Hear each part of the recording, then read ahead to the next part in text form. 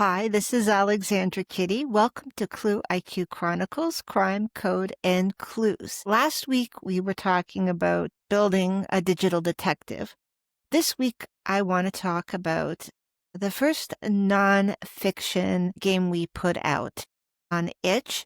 It's called Victims Matter, Episode 0, the Elwell Enigma. That story is based on a real-life case and uses actual assets from the era, from an autopsy report to newspaper articles to original photographs, along with the artwork. So this case was about the murder of Joseph Bowne Elwell. Now, for those of you who don't know him, quite the player in New York City during the Jazz Age in 1920. So he lived in a posh house in Manhattan. He made his name gambling, and he was an expert in bridge, and he wrote books that are still being published to this day on bridge. But he was also known as a shameless ladies' man. It didn't matter if the lady was single or married. So he had a reputation. He was married. He had a son. But that marriage went south, and his wife had a very illustrious background. One of her cousins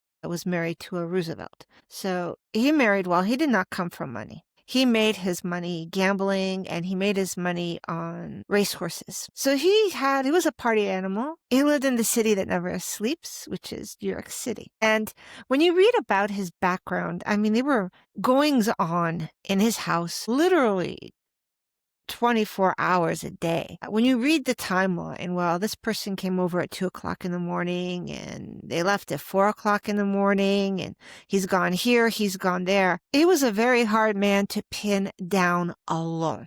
And this is very important to know. So here's this guy who made his fortune on gambling. And then one day, his mate comes into the house early in the morning and finds him shot in the head, still alive, but barely. So the police were called. He didn't make it. He died en route to the hospital, and we have never figured out who killed him.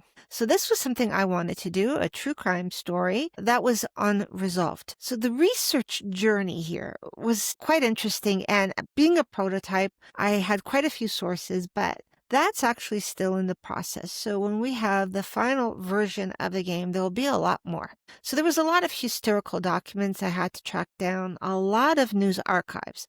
The New York Times covered this homicide extensively, but they weren't the only ones. Washington papers also covered this a lot. It was it was a scandalous murder. They never managed to find. They suspected somebody in the upper crust of society might have had something to do with it. And he did hobnob in very posh circles. Vanderbilt was his bridge partner. So we're not talking about a man who was only the best for him.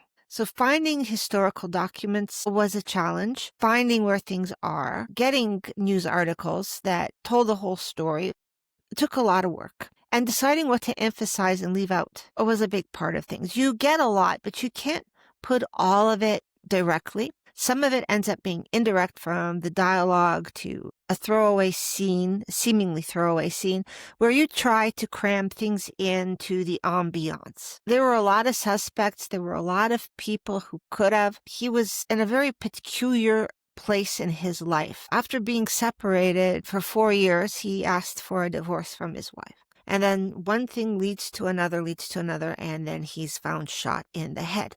Without his wig, without his dentures. No sign, and the house was locked. This was the original locked room mystery, and it was a real-life locked room mystery. And there were fictionalized books based on this event. So how do you not go over the same terrain? Making this into an interesting, interactive, immersive documentary that you can play with multiple choices. So I had to define the suspects, the motives, and of course the red herrings, because there's a lot of what ifs. And I had to decide which characters were important, which players. They weren't characters, they're characters in the game, but in real life, these people had real names and I used them. Viola Krause was his girlfriend at the time. Then there was the maid, Marie Hansen. There were a whole bunch of people. Helen Derby was his estranged wife. And we're talking everybody from maids to chauffeurs to bridge partners. You're talking about a lot of people in his radius. So who gets in, who gets more face time than others? And I don't want to give away everything, but if you don't know the history of the game, it's definitely worth understanding. Because once you understand what characters or what player layers in the original that you're going to use, then you have to decide how you're going to design the interactive scenes, the dialogue, the evidence, the branching outcomes. So to do this, I had a character called Birch. She's your curator or archivist who guides you through this, because you're not playing as a detective in the 1920s. You're playing as somebody who's coming in to a point in time that you cannot change the outcome, but you can investigate to glean new insights. So how do you interact with people? A lot of the game has choices, how you decide to interact with these figures. And AI is there too. You can do open-ended questions, which give you more context, but doesn't alter the fate of the game. Or you can decide on how you're going to process information, how you're going to approach people, which does decide where you go. So you have two kinds of interactions with the NPCs. And there were a lot of outcomes. You have one golden ending, you have a worst ending, you have a good ending, bittersweet ending, and a bad ending. And there's multiples of almost all of them, not the golden ending. There's one route. Some endings come very quickly, and some go all the way to the end. And each gives you feedback, what you did right, what you did wrong. What mistakes did you make? Were you a serial offender of the same mistake? Did you forget to use your empathy? Were you gullible? All that counts. But you have to do this ethically. So you have to do this very ethically. And that's, it's very easy to translate things as they were.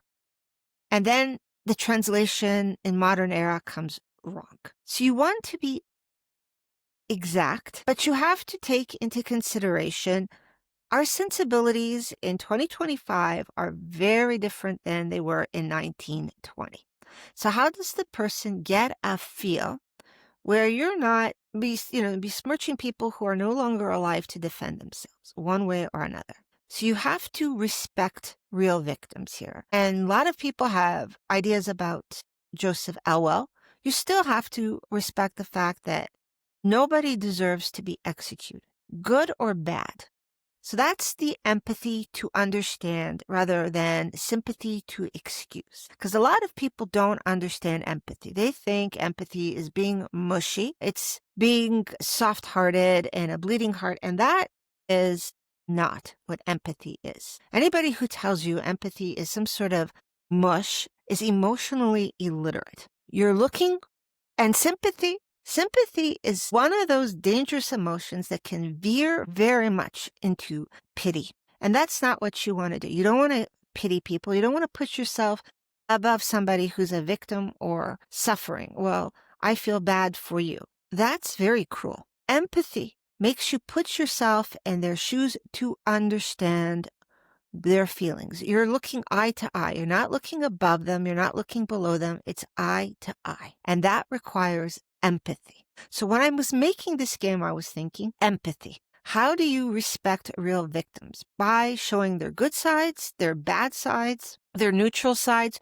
Who was this person? Who was Joseph Elwell? And when you start thinking about this and you're mapping out a person's profile and their personality, you realize, okay, here's a man who had deep insecurities. He came from nothing. He had to drop out of school to work. And through his work of selling insurance, he came across well-to-do people playing bridge. And somebody invited him over to play because they were short. And he found he had a knack for this, to the point where he was invited to different people, wealthy people's homes, to teach them how to play bridge better. But he was semi-literate and very insecure.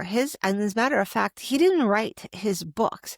They were ghostwritten by his wife, Helen. She was much more literate and well-educated than he was. He understood the game, but she knew how to translate this to the public. So here's a man with deep insecurities who has to keep up with people who are from old money, and yet he was overplaying his hand, pun intended. But you still have to understand and admire his good parts, and you still have to acknowledge his weaknesses. So you're navigating through this sensitive material and audience expectations. You don't want to go in, he had a smile that lit up a room, which I find is to be one of the most patronizing things you can say about the dead. People are more than the muscles on their face. They have feelings, they have thoughts, they have hopes, dreams, opinions, goals, wishes, regrets, grudges. This is the ingredients of the human soul.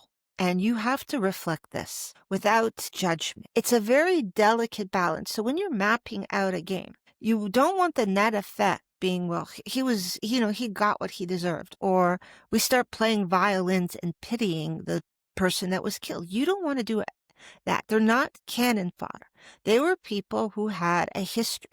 And yet we define them by the last moments of their life that were not of their choosing. And we have a hard time understanding empathy. We understand sympathy a little too well, but not enough about the importance of being able to put yourself in someone else's shoes, even if you violently disagree with their life choices and life requirements. So part of the game-making process is making sure that no matter what route a person chooses, no matter how slow or fast they get to the end, that they understand the person a little better once they finish the interactive documentary. So you're talking about somebody who had a very colorful life. Not all his choices were what we would have in a Hallmark movie. But if we were to reinvent him to be that kind of Hallmark person, you're being disrespectful to who he was in his life, and you're not being accurate. If you're going on like the church lady about it, again, it's the same problem, just the opposite side of the coin. So, you invite feedback, early testers, and you will